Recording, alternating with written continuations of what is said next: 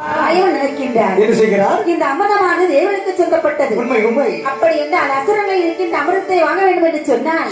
அப்படியே போய் கேட்டா தருவானா? ஓடாட்டு விரட்டி அடிப்பாம்பா. அப்படி என்றால் அசுரனை மயக்கித்தான் வாங்க வேண்டும். உண்மைதான். அசுரன் 2 வல்லுக்கு மயங்குவான். எதுக்கெல்லாம் மயங்குவான்? ஒன்று மது, இன்னொன்று மாது. மதுன்னா எப்படி இருக்கும்? மாதுன்னா எப்படி இருக்கும்? மது என்றால் குடித்தால் மட்டுமே போதை வரும். கண்டிப்பா. ஆமா. மாது என்றால் பெண். ஆமா. பெண்ணை கண்டாலுமே அந்த இடத்திலே விழுந்துருவான், கரைஞ்சிருவான். எப்படி இருக்கு நாட்டுல என்னெல்லாம் நடந்துட்டு இருக்கு பாத்தியா? ஆமா. ஆக நினைக்கின்றார் எம்பெருமானாகிய கண்ண பரமாத்மா. எப்படி இவன் மயக்க வேண்டுமானால் நாம் ஒரு பெண்ணாகவே சமைய வேண்டும். மாயனாகிய கண்ணன் எந்த கோலத்தோடு வருகிறாய் என்று பார்த்தால் எப்படி கண்ணன் ஒரு மோகினி போல் வாரா